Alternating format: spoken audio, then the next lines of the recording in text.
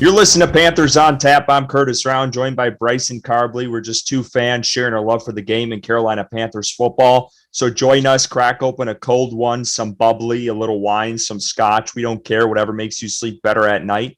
Before we dive into the episode, a little self-promotion. Stop what you're doing. Go give us a follow on Twitter at Panthers on Tap. Join the discussion on our Facebook group. We have over 2,500 members. You can listen to us wherever you get your podcast. Just search Panthers on Tap.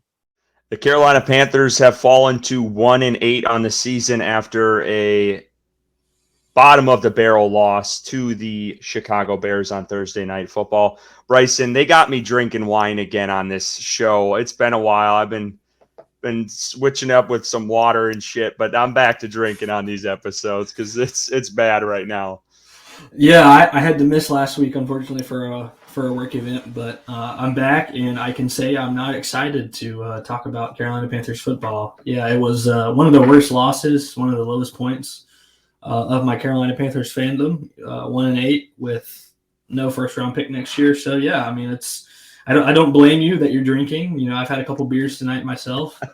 Not drinking currently, but yeah, it's definitely been a tough time. Yeah, rock bottom to say the least. And we got a guest with us tonight. He's been on this show several times. It's been a hot minute, as they like to say in the South. And I think the last time he was on was prior to the season we had Kevin and JJ on last week, and they haven't been on in a while. And now we got Edgar joining us tonight. You guys know him as Panthers analyst on X, Twitter, whatever the hell you want to call it on social media these days. But Edgar, thank you for coming back. We appreciate you. It's good to see you again. Yeah, thanks for having me. I don't even remember the last time I was back here. Last time I remember, clearly was us debating, should we take Bryce Young or CJ Stroud? So here we are. Yeah, it's been a while. It was, and you might not have been back on that last episode. I think it was right before the season. We were predicting some things, but yeah, it's been a while. It's good to see you. But I want to talk about this game this past weekend because I feel like there's a lot to unpack. And I said it off the top, rock bottom, because I think that's where they've hit. I think this was a double whammy loss for Carolina in the sense of, they lose to Chicago, a really bad team, but they also lose to a team they gave that draft pick up to, which is just double whammy for them. So just want to get your guys' thoughts overall on the game. I'll start with Edgar and then go to Bryson. Just what did you see offensively, defensively, just across the board from this game? Just general reaction to the game on Thursday. I mean, there's no better way to put it than rock bottom. I think one of the craziest parts was, just 2 weeks ago, we were like, hey, we're on an upswing. We could turn this ship can be turned around. We've got a stretch against the Colts and the Bears, and we beat the Texans and CJ Stroud. Like, hey, we've turned a corner, and to just put up a dud in prime time against Chicago, against a team that we've traded our first round pick on, it was just depressing to say the least. I mean, everything that we've seen has not been a surprise. I mean, I watch the same things that are out there on X and on YouTube about, the QB school and all the things that Bryce Young sees on the field. And I feel like the mantra is always, where is he supposed to go with the ball? Where is he supposed to go with the ball? And so, I mean, I'm sure we're going to get to a lot of things, but, I know that there's debates about who should do the play calling and do whatever. At the end of the day, I feel like there's nothing to fix this. Like it's just miserable. If they end up being Dallas Cowboys and everything changes, but they just cut one of their starting linemen today. I don't know when you've ever seen an instance where a team just is like, hey, one of our starting linemen, we have no use for you anymore. And so this is the guy that's supposed to be protecting the number 1 overall pick. And so overall, we've had a weird trend where like the Panthers, for some reason, for a lot of these games, come up with like a really big play. I remember against the Vikings how they had that pick six, 99-yard pick six. There was a play where I forgot which game we're talking about, but someone muffed the punt and they had they start these games really hot. They start off with this punt return touchdown. And you're like, okay, things are turning up, things are fine, and then after that, that's the high of the game. Like every time they start the game hot, like, oh, that's the peak of the game, and it goes downhill. So same old, I guess you could say. The offense looks terrible. the defense looks like it's holding up. Special teams looks like it's holding up. Other than that, like there's not much to cheer about. Bryson, what about you? Yeah, I can't express how disappointed I was in this loss. I really thought this was. I mean, this literally was the easiest game that we have on our schedule with Tyson Bagent at quarterback. The undrafted rookie from Shepherd University in West Virginia. This was the game that was a must-win, and I really thought that coming out of it, losing, I thought that it was going to cost somebody a job, and it hasn't to this point. I guess we're rolling with what we got. You see the Buffalo Bills firing their offensive coordinator after starting 5-5. I guess their expectations are just higher in Buffalo, which is understandable. But I think Carolina, just the offense, like Edgar said, it's been awful. I mean, it's not been fun to watch. It's regressed under Thomas Brown, I think is fair to say. In my personal opinion, I think under Frank Reich, it was a little better. But with Thomas Brown, the first game against the Texans was decent.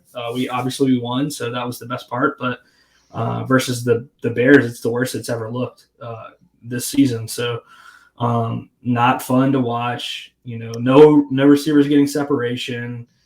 He got sacked 3 times. I think the Bears had they had no sacks against the Saints. Yeah, no sacks against the Saints. I think they had four or 5 all year, and they got 3 versus the Panthers. The offensive line has just been awful. The wide receivers have been awful. The tight ends have been awful. The running game was non-existent. This was a Bears defense that ranks bottom of the league in pass defense. And, Bryce threw for 185 yards, which, I think it's fair to say that his receivers just really aren't setting him up for success. So the play calling isn't, creative. It's very boring. There's no scheming people open. It's the same wide receiver sets doing the same thing, not much motion. I think they're running 11 personnel like 90% of the time, and they're running motion 31st in the league. The almost the least amount of motion in the league, which is crazy. But I don't know what the answer is. I really don't know if there is one, like Edgar said, with the personnel that you have currently. Letting go of your starting offensive lineman who started 7 or 8 games for you this year, and all of a sudden he's not good enough to be on the roster anymore. That makes no fucking sense whatsoever to me. So I think these guys are, this front office, this coaching staff, they're panicking. They don't really know what to do. They're trying to figure things out on the fly, and losing to the Bears is absolute rock bottom. Like I said to start the show, this is the lowest point of my Carolina Panthers fandom that I've ever experienced, and I've been around, since I can remember. I was born in ¡96, and the Panthers came around the same time. I've been a Panthers fan ever since. Of course, we had the year with Jimmy Clausen, but we had our first round pick the next year. We knew that we were going to get a quarterback, and that was going to be Cam Newton. So at least we had that to look forward to. We do have a quarterback currently that I still believe in. Obviously, I still think Bryce can succeed in the NFL, but with no first-round pick, it's going to be hard and not much cap room, especially if you sign Brian Burns and a couple other guys to get Bryce the weapons that he needs. And it's looking bleak in Carolina. Really, really, really bleak. Yeah, and I don't know who said this online, but, I feel like the Panthers are the get-right game for every team. I think someone said that best a couple of weeks ago is anytime a team plays Carolina, they get the win, and it just boosts their morale, and they take off after that. And it's what annoys me so much too is Frank Reich has had 2 games against his former staff now, and has laid an egg in both of them. And that's typically those games where you see coach, there's just a little bit more fire whether they want to admit it or not, and you're just not seeing that from this team. The offense, you guys have talked about it. Don't want to reiterate it too much, but just stagnant. And I think the QB school, they call it the Hank route, and these just stop routes right before the sticks. You saw that all day against Chicago, and just watching his videos before that game, I'd watched the previous week, and I'm like, holy shit, like half these plays are that. So it's just so frustrating. And I think Bryson, when we talked, last week before this game, I think one of the keys we said was Carolina get the run game going, no turnovers. They didn't have any turnovers in this game, and they still lost this freaking game. Like, it's just the offense just could not get the ball moving whatsoever, and that's really been the story all season. whether you want to blame it on the offensive line and their injuries, whether you want to blame it on the wide receivers, whether you want to blame it on the coaches, it's just there's nowhere to turn right now. I think you guys hit it in the head. I don't know what the right answer is. And we'll get into play calling here shortly of, what they should do moving forward. But this team is on offense is running in circles right now. And rock bottom is the best word to put it, because it's just rough. I don't know if it's the worst I've seen yet. I still think the Jimmy Clausen year is probably the worst I've ever witnessed and was brutal, but we are getting very fucking close to that, or damn near right there. So, man, I don't know what the answers are, but it's just rough right now and so frustrating because it's hard not to talk about it. You see on the other side with CJ Stroud right now, and the guy's playing at a really high level, obviously different circumstances, but again, a new coach coming into a system. Bobby Slowick's got that guy playing out of his mind right now.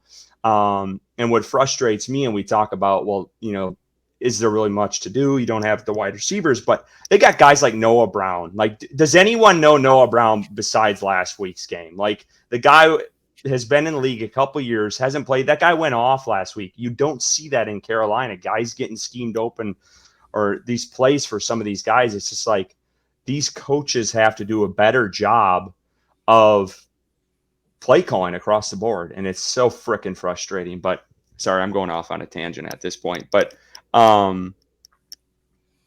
anything else you guys want to bring up about the offense or this game? I have some stuff on defense that I wanted to touch on, but just curious on the offense side of the ball when it comes to the game.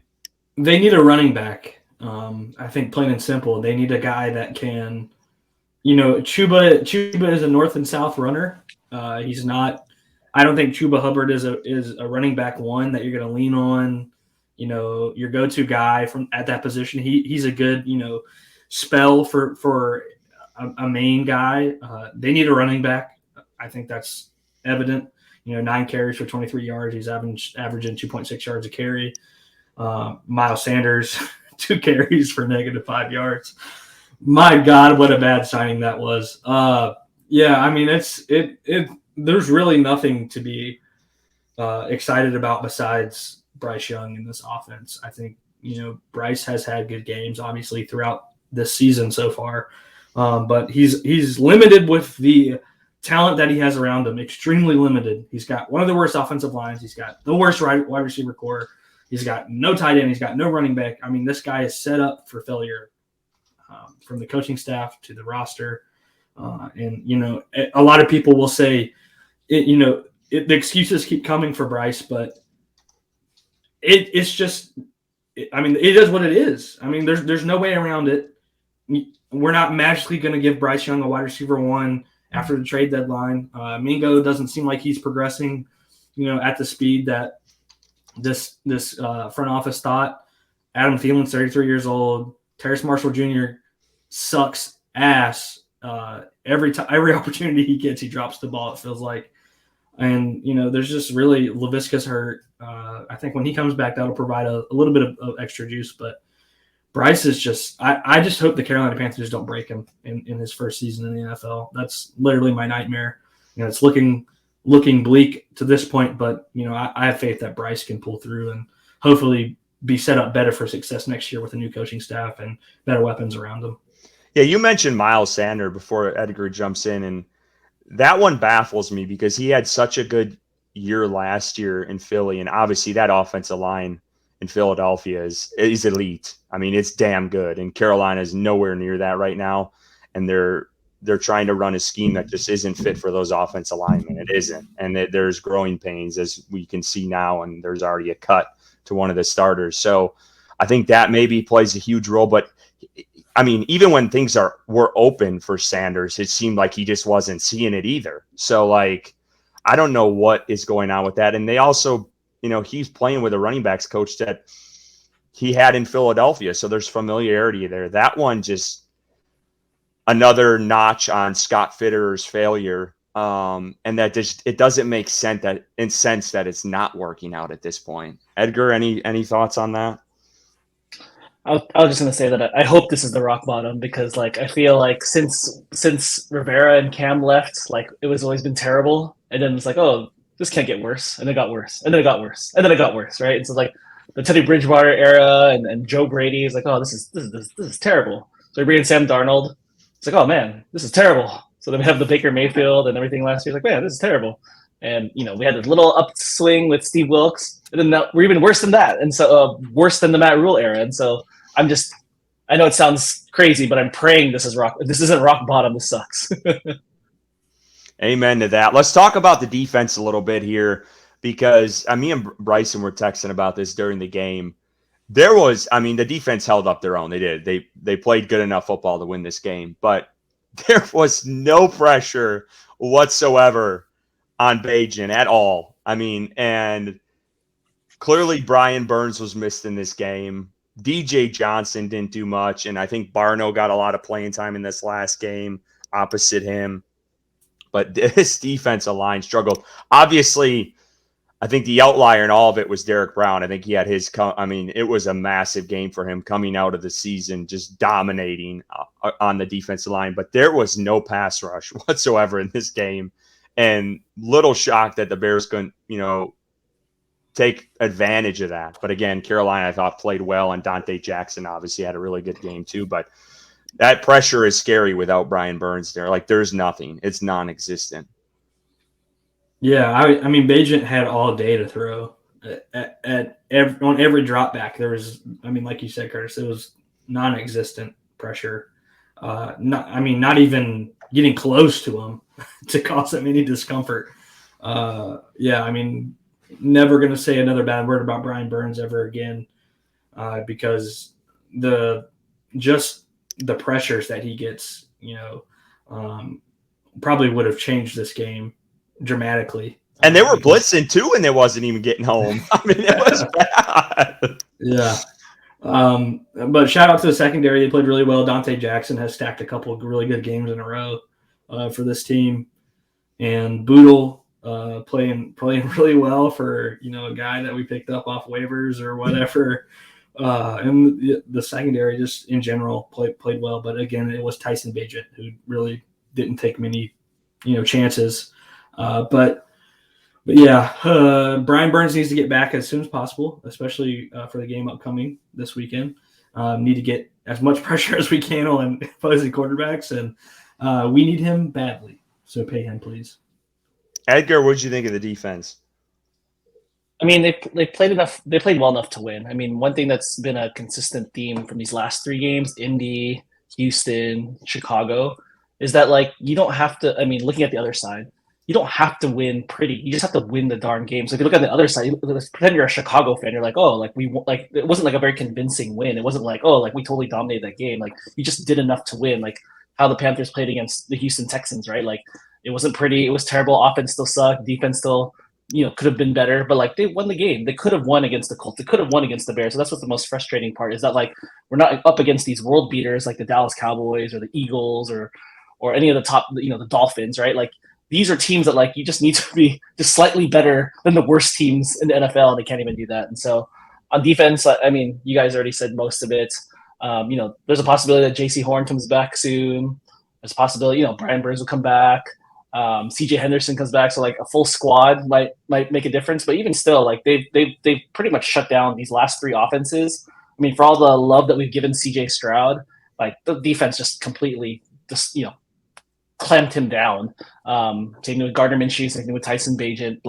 They haven't done enough to to put the offense out of position to put them. They put the offense in position to win the game. The special teams put the team position to put in the game. So you don't have to win pretty. You don't have to throw for 300 yards. You don't have to get 5 touchdowns. The defense has done enough. As much as we can complain about the pass rush and the pressures, which they need to improve, they did enough to win the game, and it just all comes back to the offense. It comes back to the trenches. It comes back to all the stuff that we've been sad about the whole time we've been talking the show. Yeah, and shout out, you talked about it. ISM had a hell of a game, and we mentioned it last week. I talked to JJ and Kevin on this, of his tweet he put out where he said, proving yourself just to get overlooked is crazy. And then all of a sudden he goes out and scores a touchdown in the game. he got in there I think he had I think he was in there for one offensive play, and then it was a pass interference call on him, and he got taken out right away. But when you're struggling with these wide receivers, and I don't get what you paid for him, I don't care where you drafted him in last year's draft, this guy seems like he's added a spark. You got to get this guy more reps somehow. And the shit ain't working. So why are we keep throwing the same shit at the wall hoping it sticks? Like, they need to start. They did it on the defense because there were so many injuries, and it's worked with Evero. You got this all-star staff. Put some of these younger guys in and see what they got. They're 1-8. What the hell do you got to lose? And you got a guy like this who comes out and balls out and, hits one off. And I get it. The penalty was stupid, and I understand taking him out after that. But bring him back in. I mean, I feel like he needs an opportunity. And nothing else is working at this point. So I don't get the hesitation there. But that's just another frustrating thing that I've noticed with this team is like there is no rotation whatsoever on a position group that has struggled up to this point, which makes no sense to me. Yeah, and they rotate the tight ends and the running backs like every play almost. So I don't understand it either because Smith Marset is a guy that was second in the preseason in receiving yards, has shown, like you said, a spark in the return game. Obviously has some speed and agility, what most of these wide receivers in this wide receiver room don't have. And I don't understand why they're not giving him a chance. They put him out there one time and he gets a holding penalty. Yeah, that's not good. But to take him out for the rest of the game and not give him a chance to run another route, I mean, it's not like we have a wealth of just great players in that room that, you messed up. You come back next game and try. Bryce is struggling. Okay, he has no help. Why not try somebody who has shown something of some ability to run a route, get some separation, be faster than the defender, which is hard to come by in Carolina apparently. So, I'm with you, Curtis. And Bryson, I did want to give you some flowers here because I know you talked about this guy and I don't know how to say his last name, so I'll let you take it away. But the wide receiver, 45-yard pass from Bryson. I think it was his farthest air yards pass he's had this season. But a guy who's come in that they literally just signed, and I know you liked him coming into this season. Yeah, his last name's probably a challenge for me as well. I'm just going to go with what I think it is, Michael Strachan. Don't know if that's correct or not, but that's how I say it in my mind.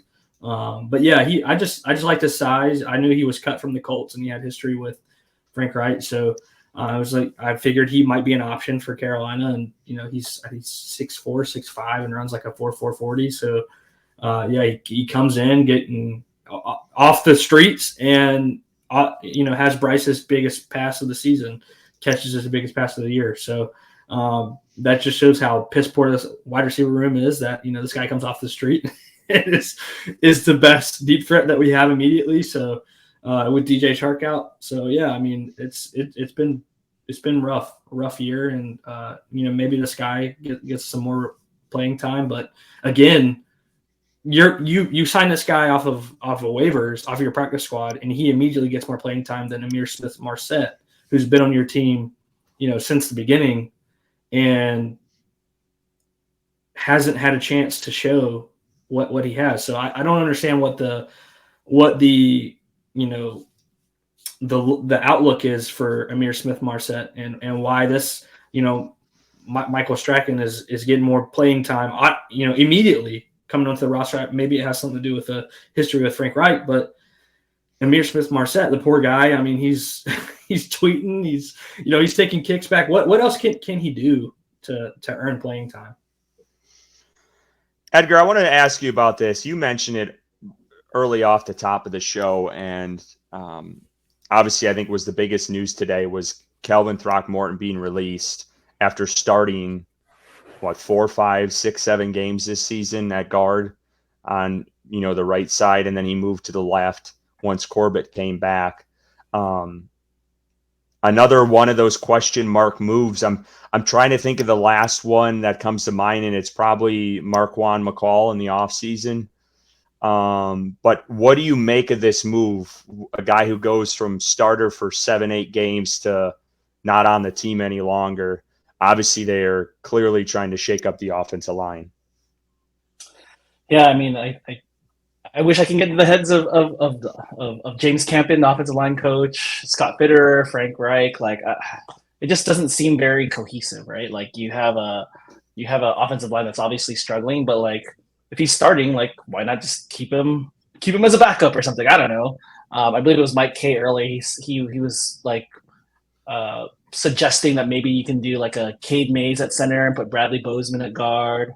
Who knows what happens in the offseason? Do we put Ike Ekwonu at guard, or does that come up at some point? I don't know, but it just seems embarrassing. At the end of the day, it's just embarrassing that like your starter for the last few games, whether he's good or bad or whatever, he's your starter, and then you kick him to What the did curb you and think of even Throckmorton? What did you think of Edgar, of what you've seen from Throckmorton? I mean, it was bad. It was terrible. I mean, I remember watching that Colts game, and like one of the things that was very frustrating is obviously Bryce doesn't have a lot of pressure, but the frustrating part is like some of these plays you have 7 people coming in on protection and they still break loose. I remember whether it's Bozeman, whether it's Throckmorton, where like you're double teaming a guy and that guy still gets through. It's like, oh, like what are we doing here? This is the NFL. Like we don't even look like a professional team when like 2 people are blocking one guy and that guy still gets the sack. And so I wasn't too high on Throckmorton, but again, like I don't know what Zavala looks like. I know he had that injury. I don't know what Cade Mays looks like. I don't know what the rest of the offensive line looks like. I know they brought a guy back in David Sharp, but obviously they're smarter than I. But again, from the outsider perspective, like it's just embarrassing that you cut your starter that's supposed to protect your number 1 overall pick. And Edgar, you talked about this before we get to Bryson here. I thought Mike K's scenario was interesting with Bozeman going to guard. I don't think Bozeman's ever played guard before. And then Cade Mays going in at center. I mean, I'd be kind of curious to see how that look. Again, I don't know if that transition can be made that easily, but I just thought it was an interesting take. But Bryson, I know you liked Throckmorton early on. I know he struggled. I know he has struggled, but just your thoughts on the move.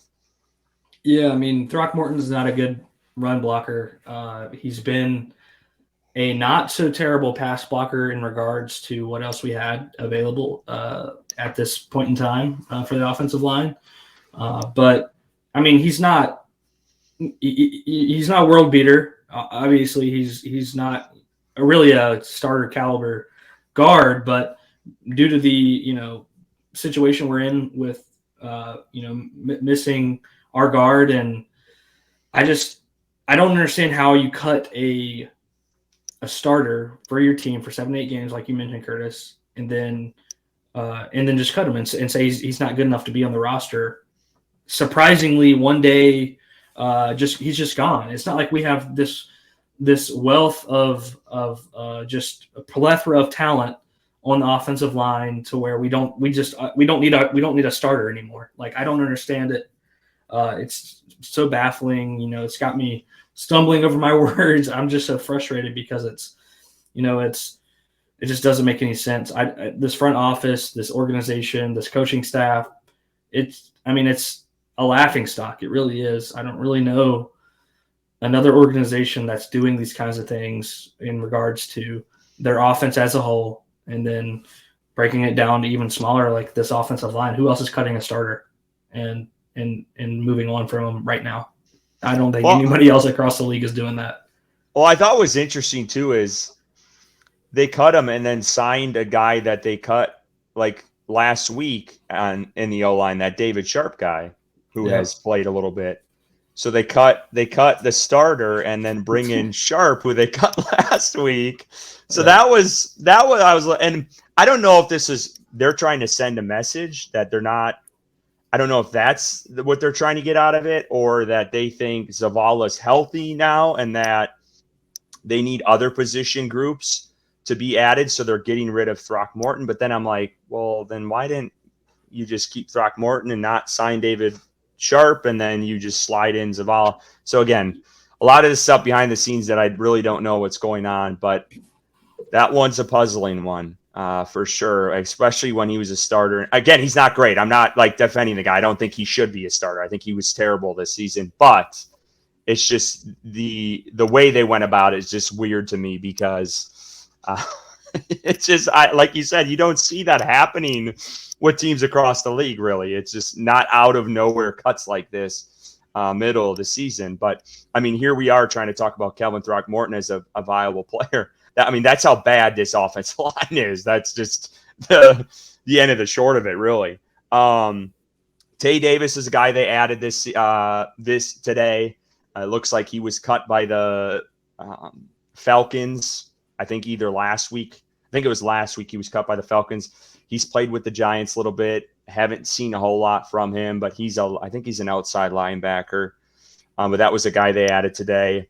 So I just wanted to mention him.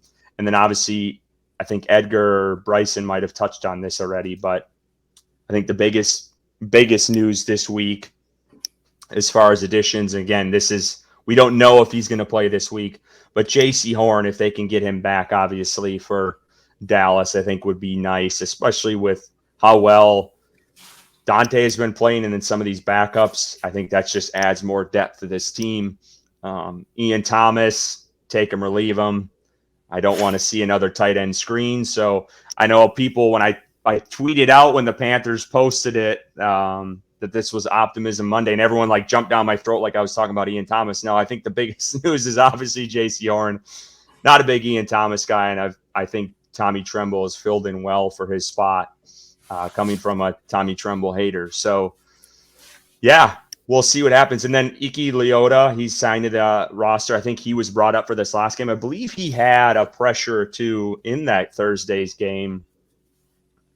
I always struggle with his number, but I think he was the one that got in there on a play or two against the Chicago Bears. But Bryson, I know you've been pretty damn vocal about J.C. Horn, and a lot of people have. Just thoughts on this? Yeah, I mean, I don't really understand what the point is to come back at this point in time. I guess he's playing for his fifth-year option at this point. You're 1-8. You're a player that struggled with your health. I would just, I don't know how close he is. I don't know if it's, he's fine and there's really nothing to worry about, or if it's an injury that he had. There is a high risk of re-injury.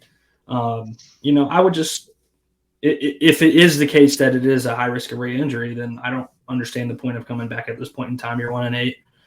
The defense has played well. Edgar Salmingo, I mean, the guy is a mad scientist. He's missing his whole, pretty much a starter at every position, and he's got the defense top 10 in the league statistically. I mean, the guy deserves a head coaching position somewhere. But J.C. Horn comes back and plays well, he's going to thrive in the system like Pat Surtain did under Edgar Salmingo. So that's going to be exciting, I guess, to watch that. But like I mentioned, don't really understand the point of coming back if there is a risk of re-injury of his injury. And then Ian Thomas, I mean, I don't understand. There's no reason to be excited for that either. They've run the Thielen screens now instead of the Ian Thomas screens. They like to run it to the slowest players on the team. They like to get 2 to 3 yards at most, apparently, with their tight end and wide receiver screens. So, maybe he comes back and proves us wrong. But I think we know what Ian Thomas is at this point in time in his career. One thing you made me think of, and I know JJ would be proud I'm even mentioning this, but I'm kind of shocked they never flirted around the idea of even signing Shi Smith to the practice squad. Because I feel like he had a burst. And for them, for the where they lack speed, I'm just kind of shocked that they never brought him back. And I don't know. Obviously, the staff didn't really like him clearly, but you just made me think of that when you mentioned the speed factor. But Edgar, I wanted to get your thoughts just on this. And I think Bryson brings up a good point. Do you think it's worth Horn coming back if they're this bad right now, and just his history with injuries? I mean, from a coaching standpoint or from an offense standpoint, you want him to be fully healthy before bringing him back because he has such a big injury history. I think if you're J.C. Horn, you're just chomping at the bit to get back on the field to prove people wrong because people say you're injury prone, you keep getting injured, you suck, all those things that people say online. So I think he himself would want to get back on the field as soon as possible. But it would be prudent for the coaching staff and the front office to just, make sure he's fully healthy before bringing him on because for all intents and purposes, it doesn't look like there's much to play for. I think the turning point for the season, or if there's going to be a turning point in the season, will be our divisional games, the ones that are left. We got 2 against the Bucks, and the remaining ones against the Saints and the Falcons. And so those are some games that if they turn that around, our perception of the season changes. But in the meantime, it looks like there's not like against the Cowboys, like what JC Horn would provide, how much of a lopsided game this could be. Like, I don't know what a JC Horn would change tip the scales of the game and how it would end up. All right, guys, let's shift to this because I feel like this is probably the biggest news this week outside of the Horn stuff, and that's Frank Reich being non-committal on who's going to call plays this week. I guess I'll start with Bryson on this. Should Frank Reich take back the play calling, or should Thomas Brown stick with it? In my opinion, I think that the offense looked better under Frank Reich. We have a very small sample size of Thomas Brown's play calling. We did get a win under Thomas Brown's play calling, but the offense was putting up more points, moving the ball better under Frank Reich play calling. So I don't know if right now, at this point in time, if it's the best option to give play calling back to Frank, or Frank to take it back over. Maybe Thomas needs a little time to settle in as a play caller. This is his first time in the NFL calling plays, so maybe he just needs to get his feet wet and learn from his mistakes and continue to build. But the offense was so bad Thursday that it's hard for me to support that same play caller to come out and continue to call plays. I mean, there was nothing going for this offense. I mean, it was so bad. And I think that it did regress from Frank Reich play calling to when Thomas Brown was calling, this past Thursday. It did regress, I think, in my opinion, under the new play caller. So I don't know if it's, the right time to do it, but I wouldn't be upset if Frank is taking the play calling back at this point in time. I mean, you're 1-8. I mean, who really cares in the grand scheme of things? I don't think it makes a difference because you're not doing anything this year anyways. So maybe just allow him to keep it because just for the way things look kind of thing, taking it back and then kind of last resort, you gave it up, you're taking it back. I mean, it looks like even more of a disaster than what it already does in Carolina. So maybe just let Thomas Brown keep it and see how he finishes out the year. Edgar, what about you? Should Frank take it back or leave it to Thomas Brown? I think Bryson summed it up with 1-8. Who cares? Whoever takes the reins of this terrible personnel, it doesn't matter. It's not going to change anything. I would say that I know from an optics perspective, you already gave him the reins to the offense, so you might as well write it out. You already made the decision, and so I think it's really stupid that we're in the middle of a game week and we don't know who's the play caller. I mean, maybe they know who's the play caller, but I think it's kind of, again, a lot of the things that we're talking about seems like very amateur, not very professional. Not an NFL-worthy team. Again, cutting your starting offensive lineman, not knowing who's going to be the play caller. This is not – we thought Matt Rule was bad. This is below college stuff, right? And I think the only reason why Frank Reich would take the play calling duties back is because he feels like his job's in jeopardy. So it's if I'm going to go down the ship, it better be under my – I had the opportunity and I took control of it.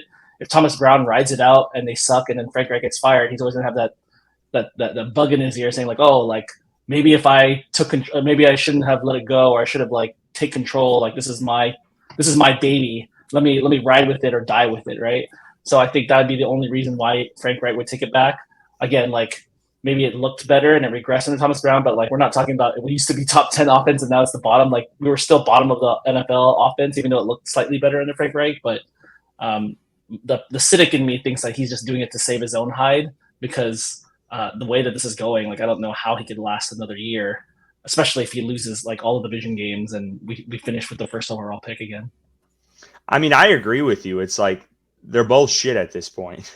There wasn't much of an upgrade, and I feel like it's going back on his word. I mean, this is the same guy 2 weeks ago who was praising Thomas Brown and gave him a game ball and called him, he was ready to call plays, and now you're 2 weeks later, you're backtracking. I think it's a bad move overall. Just let him ride this out. Let Thomas Brown take the reins. And he even admitted it too after the game when they asked him about if he's ready to, would he go back? And he said, I know as a play caller and been a play caller in this league that it's tough and it's easy to blame the play caller. So I think Edgar hit it on the head. He's going to do it if he wants to save his job. That's I think that you're going to know how hot his seat is based off of that decision tomorrow, because it's going to be I'm assuming it's going to be announced tomorrow. And I mean, I'm tired of him playing optics, trying to be secret about it. There's no secret to this offense. It's trash the way it is. You don't need to hide shit. I mean, everyone knows what you're doing at this point. So let's quit with the hiding and the optics shit, because that's ridiculous. You're not hiding anything with the weapons and shit you got. So, but yeah, I just think it's bad. I don't think it would be right for him to go back on it. And I get it, they're 1-8, but I also think it's bad for Thomas Brown's development as a play caller. I mean, the guy's only gotten 3 games. You can't just backtrack now. I don't think it's right. Has the offense slightly regressed? I would say yes, but it's not by much. This team is still shitty no matter which way you slice it. So, and then I thought Josh Norris brought up a good point. And Bryson, you mentioned numbers before, but how much of this is really Thomas Brown? Because, you mentioned the Panthers playing out 11 personnel 90% of the time. They're only behind the Rams in that. But the Rams also motion 70% of the time, which is third most in the NFL. Panthers are at 29th in the league with 39%. So, how much of Thomas Brown's flavor is really in this playbook? Which also begs the question, and someone had brought this up to me in May, and I kind of blew it off because obviously at that point, we're all riding high with a new coaching staff. You obviously got your new quarterback in, but I was at that practice they allowed the PSL owners at the stadium, and the guy aside of me mentioned his worry with there's just too many cooks in the kitchen. Yeah, they hired an all-star staff, but they hired a lot of different minds to try to make up this offense. And I know Mike Kay had mentioned it in his article today, and it almost feels like there's too many opinions in this offensive room. And I almost feel like they're getting in their own way with this, and they almost need to strip it back and just go with one or the other and kind of narrow this shit down and just go with it, because I feel like they're trying to throw too much together at once, and it's not working. And they thought it was going to work, bringing all those different minds in and paying all these people astronomical numbers of money, and David Tepper throwing millions everywhere, and it's just not worked out to this point. And I kind of wish I would have listened at the time. You're just riding the high hopes of a new season, just like every other fan. But I feel like that's true at this point. It's just there's way too many cooks in the kitchen right now. So anyway, that's just something to think about. I thought maybe we'd see a firing. I don't know if someone crazy high up, but at least someone within this coaching staff to kind of just send a message. And obviously we talked about it last week with Scott Fitter. That was someone we bounced around the name of. And I floated the idea out of if that was a move to make, that might happen during this, what quote unquote mini buy. But sorry, I'm going off on a tangent, but I just think this whole situation is interesting. But another thing I want to talk about here, because this has come up by Deanna, what is her? I'm blanking on her first name, and I can't believe this. Deanna Rossini. Yeah. Yeah. So, yeah, you guys have seen it by now. She has been really the lead on this reporting, but clearly, she came out with an article on The Athletic, and she said that, and I think it's no secret at this point. We all saw David Tepper in the skybox in Chicago shaking his head. But he's frustrated by this offense and its lack of improvement. Some believe in the building that the roster hasn't been built correctly, while others criticize the offense overall. They describe the offense as boring, predictable, and even lifeless. And then she went, obviously, this week even a step further. She had another report that came out, and or she was on a podcast, this week. And she said they are having conversations about if Frank Wright is the right guy to get the best out of Bryce Young. And she said, I think the only way this staff can keep their jobs is if there's significant improvement. So I guess we'll start with Edgar on this. What are your thoughts on this reporting by Rossini and, David Tepper's frustrations? We already know this guy is known to pull the trigger before and get people out of town. So what's your thoughts? Yeah, not surprised. I think part of the reason why we're in this mess is because he's very impatient and likes to do things at the seat of his pants. I mean, in the big scheme of things, like if you look at these last 3-4 years of what we've experienced, there's no continuity, there's no patience, there's no grand master plan. It's just like, oh, something terrible happened. Quick, put this Band-Aid on. Oh, quick, that's something. Put another Band-Aid on, right? And so that's how the last 3-4 years have felt. I feel like the best way forward would be to clean if you're gonna go with Scott Fitterer, you might as well clean. I know it sounds terrible because we just did this last year, but to clean the house, because when we talk about our biggest frustrations with this team, it all starts with who put these. When you talk about your metaphor of the cooks in the kitchen, who brought the ingredients to the kitchen, right? And so I don't know if we had Bill Walsh or the most greatest offensive minds in the world and give them the exact same personnel and expect a really good offense. And Scott Fitterer's fingerprints are all over this personnel, from everyone they drafted, who they didn't draft, who they didn't re-sign, who they've signed. We just talked about Miles Sanders, all the free agent, other than Adam Thielen, I feel like almost they're all busts, right? Their whole draft class are busts. This whole operation has Scott Fitterer's hands all over it. I think this is something that JJ always talked about, was the consistency, the continuity from top to bottom, and it's just Curtis talking about too many cooks in the kitchen. I don't mind that there's too many cooks in the kitchen, but I feel like there's too many different cooks in the kitchen. You have the Asian cuisine with the European French cuisine with the American cuisines. We can't put together a cohesive meal because we have too many cooks from different backgrounds. It's you can have a whole bunch of cooks in the kitchen, but they're all from the same system, or they all work with Frank Reich. But I feel like we got too cute by saying let's just pay the most expensive in all different systems and put it together. Contrast it with the defense, like what Bryson said. The defense is completely hamstrung by all these injuries, but that defensive coaching structure and scheme is all under Ejiro Rivera. They all have his handprints, and they're all doing pretty well considering they've lost all their best players and they're still doing enough to win a game. On the other side of the ball, that's where you put all your free agent signings. That's where you put all your your major coach signings. That's where you made your major handprint. You remember when we were talking about, should we get Steve Wilkes or should we go Frank Reich? It's let's go with the offensive mind. And so this is the granddaddy of your acquisitions, and this is what it looks like. And so some sort of cohesiveness, some sort of I don't even know what Frank Reich and Scott Fitterer's prior working relationship is. It feels like they don't know how to, the personnel, the ingredients that he uses is not something that Frank Reich wants.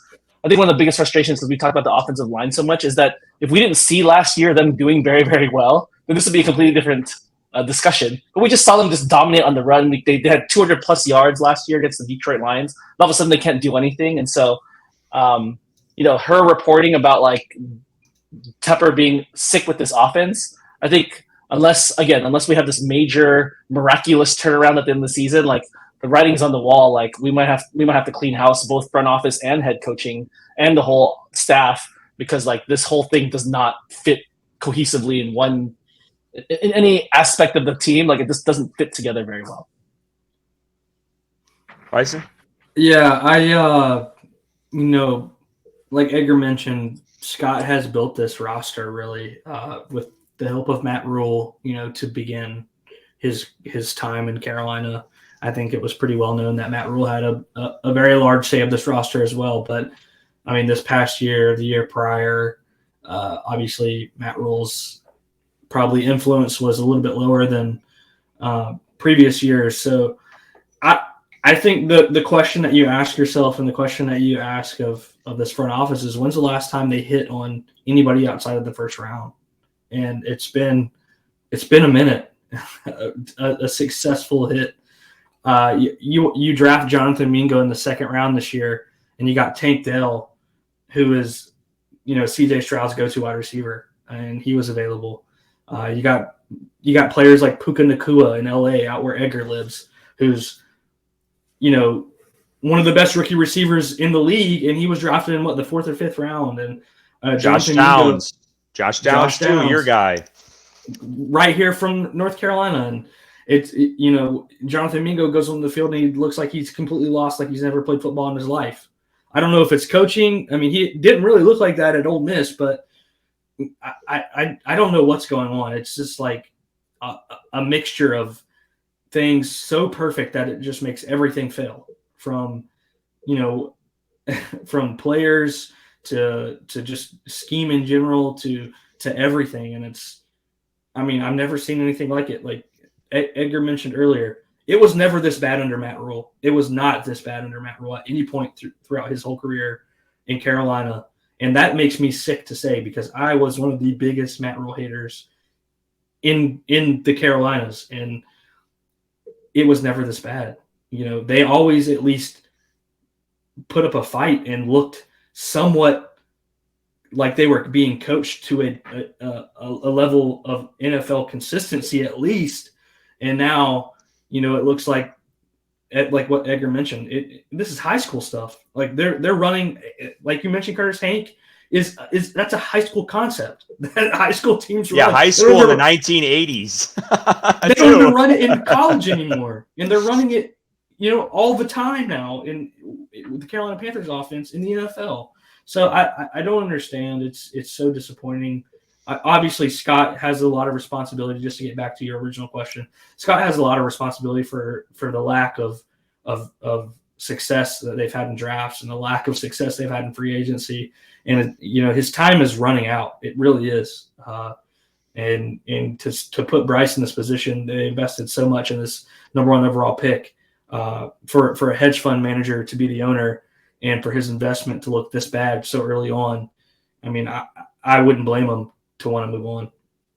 Well, and you mentioned the picks too, and I saw someone tweet this today, but has he really even hit on the first round picks? I mean, he had the pick, which is crazy to think about. The Panthers had the pick of the litter at left tackle, cornerback, and quarterback the last 3 years.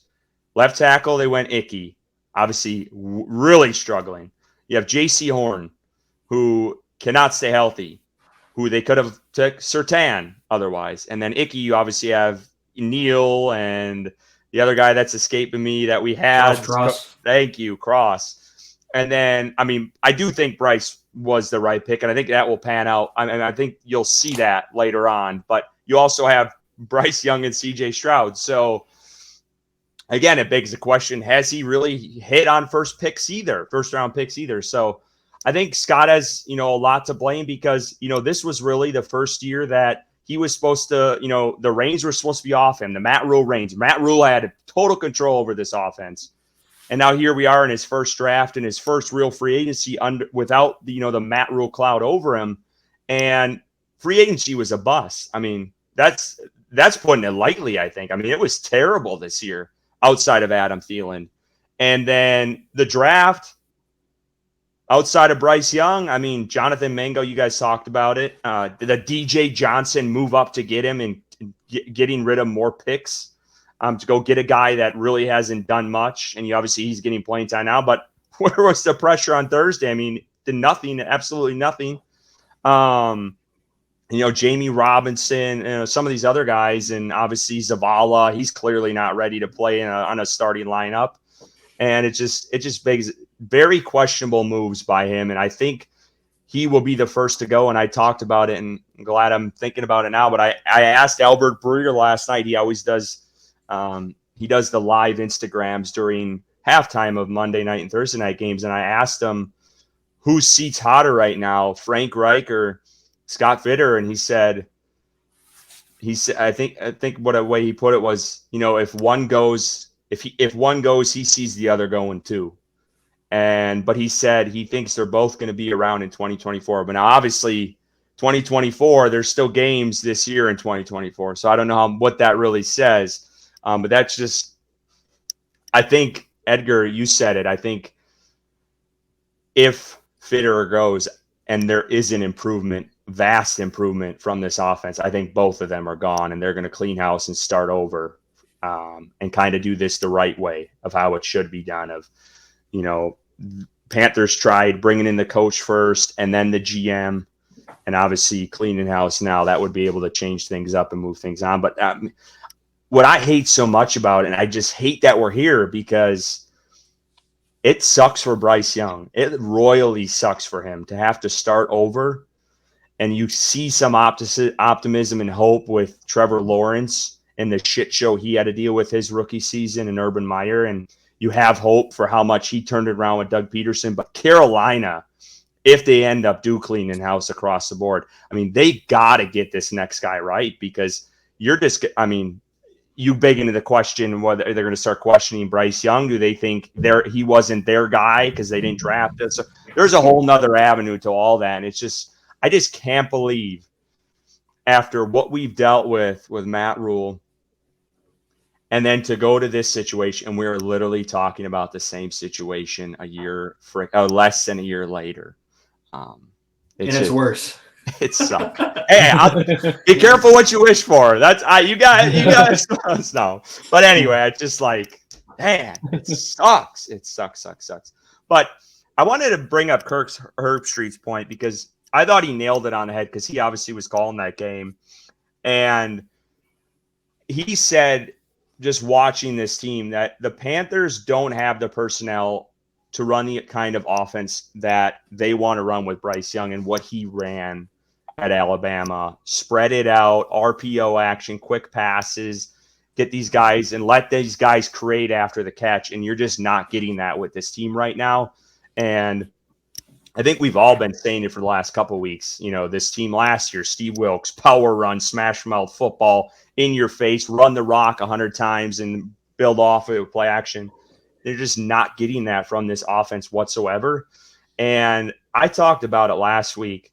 You hear coaches all the time say, you know, we're going to build the offense around our players. How the hell did they build this offense around these players if these players don't fit your scheme? It's like, I'm just curious what your guys' thoughts, because you hear that all the time. Like, we're not going to build an offense that doesn't fit our players. This doesn't fit your players right now. It does not. The way they're trying to run this offense just does not fit the players they got. So you guys fire away. I'm tired of talking. Yeah, I mean, it hasn't fit from the very start. You know, it hasn't fit since they got to Carolina, and they're trying to fit, you know, a round peg in a square hole. They have been from the beginning. They're not tailoring this offense to what fits from the offensive line, blocking scheme to everything. I mean, they need to get Bryce involved more. You know, play action out from under center, RPO. You know, stuff that he was doing at Alabama, and they're not doing it at all. And real quick, while I'm thinking about it, you know, you were talking about Diana Rossini and her reporting. You know, she was the one that brought up Bill O'Brien, Bryce Young's offensive coordinator at Alabama, when Bryce Young was, you know, at the height of his college career. Mac Jones really in the Patriots offense is terrible, but you know, he was the one that had Bryce playing to a high level, which you could say is probably Nick Saban more than Bill O'Brien at that point. Would you really want him as a head coach? Fuck no, I would not. I sure Hell no. Okay. Hell no. I do not want him anywhere near this team, and that's what scares me, is because I could see. It sounds like a David Tepper move all the way. I could see David Tepper falling for that, and I just wanted to bring that up because we were talking about, you know, the scheme, but yeah, obviously from the start, this offense hasn't worked, and they're not tailoring it to their players at all. I will say this, just to add a little gas to the fire. Bryce spoke very highly of Bill O'Brien, but go ahead, Edgar. I was just going to say that, you know, like we've had a history with Cam Newton when he came on. Like, they just completely overhauled their offense under Chudzinski and then Mike Shula afterwards. Like, this wasn't necessarily their comfort level, but like, hey, you got to structure this offense to Cam because these are his strengths or whatever. And as we all remember, in those glory years with Cam Newton, he didn't have the best offensive wide receivers either when he was playing the system, but they created a system that tailored to his strengths and moved and did. So like Bryson said, like, what the heck, man? You had all off season. You had talked about all the time in press conferences that you're gonna. It's not about the system. It's catering the system to how our players do what they do well. But we don't see it. There's no evidence of that happening. But like, we've had a history of what they're doing. I think Bobby Slowick with CJ Stroud is definitely doing something that catered to his needs. But it just seems, again, like we're beating a dead horse, but it just seems incongruent. It doesn't seem very cohesive. It doesn't seem like I don't want Bill O'Brien as head coach. I don't want him to do the team either. But like, if it could be, it doesn't have to be Bill O'Brien. It just be somebody who understands who is Bryce Young, what can he do well, how do we tailor the offense, completely overhaul it instead of being so stubborn and strict to like what I like to do or what I'm assuming this is what Frank Reich or Thomas Brown saying. Like, this is what I like to do. This is what I want to run. Versus like, let's just change it, overhaul it, and not be so obsessed with our own ego and what we like to do. But like for the success of this team and for the sanity of my own like NFL career, professional career, let's make this offense that's tailored to Bryce Young. But we have yet to see that. And I feel like, even like last year when Steve Wilkes came on, understanding the weaknesses of Sam Darnold, and I know we had McAdoo, but like they became that power running, like you said, Chris, that power running offense. It's like, okay, we know what our limitations are, so let's find a way to let's not put Sam Darnold in situations to make turnovers. And it led to wins. But what that looks like for Bryce Young, or why they haven't switched to that or go to that model about run first and helping him out, remains to be seen. Well, and what's crazy, you mentioned Steve Wilkes. Steve Wilkes developed an offensive identity within days. Frank Reich was asked 2 weeks ago or this week or last week, whenever the hell it was, what is the offense identity? And he stumbled over his words. He didn't have an answer. Like, and you're the offensive gurus that, they brought in to figure this shit out. So it's wild, man. It's wild times right now. It really is. Let's get into the game. Oh, go ahead. I was saying, doesn't it seem like a long time ago when we used to say like, oh, it's just preseason, don't worry about it when the regular season happens. Like we're way past that now, but I still remember when they were trying to make excuses, and we're still seeing the same thing that we saw in the preseason. All right, let's go into the game this weekend. Bloodbath City, really. There's no way to cut it. It's Panthers hosting Dallas. It's going to be, as Salesman would put it, it's Walmart, it's Costco, outside Charlotte, Cowboys fans walking around in jean shorts. It's going to be bad. This stadium will be filled with silver and that blue that they got, that ugly-ass blue. But anyway, let's talk about it this weekend. Bryson, what are your thoughts on this game? I feel bad that you have to go, Curtis, as a season ticket holder. I send my sympathy to you. This is not a game that I would want to be at. One, because of the amount of Cowboys fans that are going to be there.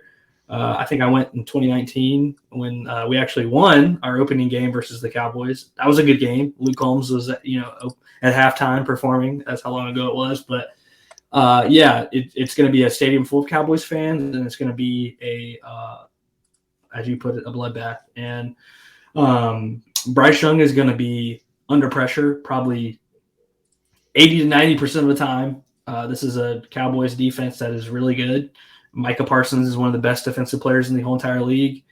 Good corners, good safeties, good linebackers, a well-coached team under Mike McCarthy and Dan Quinn, the defensive coordinator.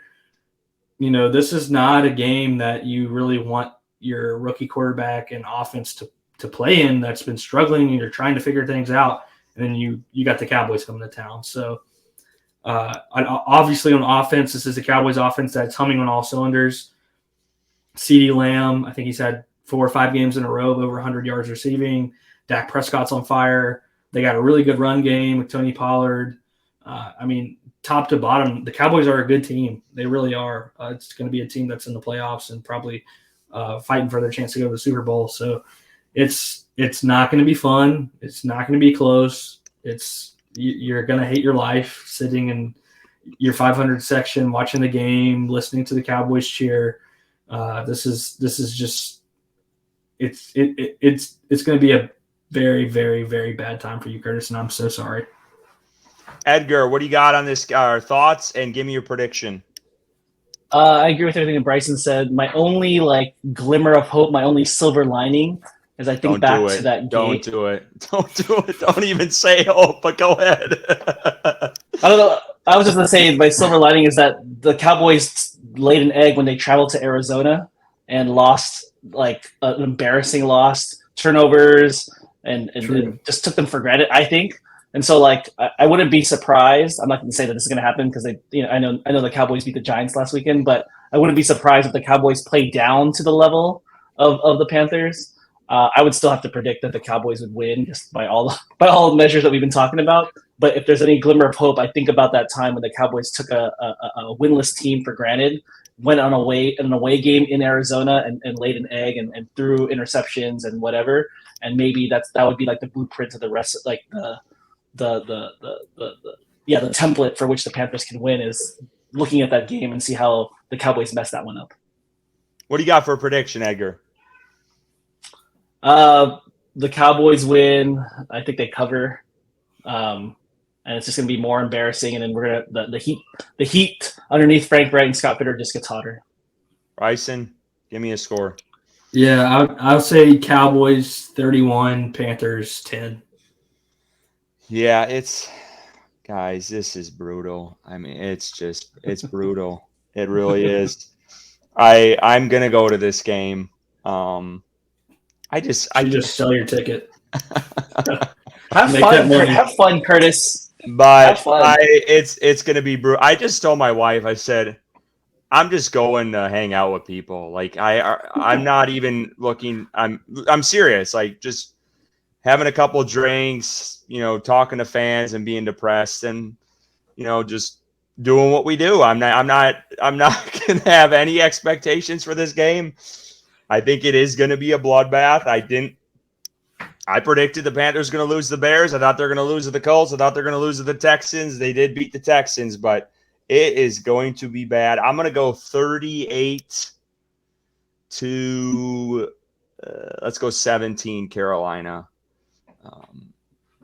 I think that defense will hinder the Cowboys offense a little bit. I mean, they've scored 40 points 2 out of the last 3 games. So I think that'll help just a tad, but I think Dallas is going to run wide open with this one, and it's just going to be another brutal loss. And like Edgar said, that seat is getting hot on both Frank Reich and Scott Fitter. But Edgar, thank you again for coming on. We do appreciate it and taking the time. I know you got a busy life, and we just appreciate all your insight. Go give him a follow on Twitter if you guys have not followed him yet. He's a great follow for Panthers, and you bring great insight in your I feel like you set the tone and you're level-headed with everything, which I appreciate, because you see a lot of people on there that can either swing one way heavily or not, and I just feel like you are even keel. So I do appreciate it. It's Panthers and Analyst on Twitter. Edgar, thank you again for coming on. Yeah, thanks for having me. Next time we meet up, let's make it on better terms next time. We'll try. We'll try. We just want to thank everyone for tuning in to the Panthers on Tap podcast. You can catch our episodes wherever you get your podcasts. Go give us a follow on Twitter at Panthers on Tap for all your analysis and breaking news. Don't forget to check out our YouTube page. Please subscribe. And as always,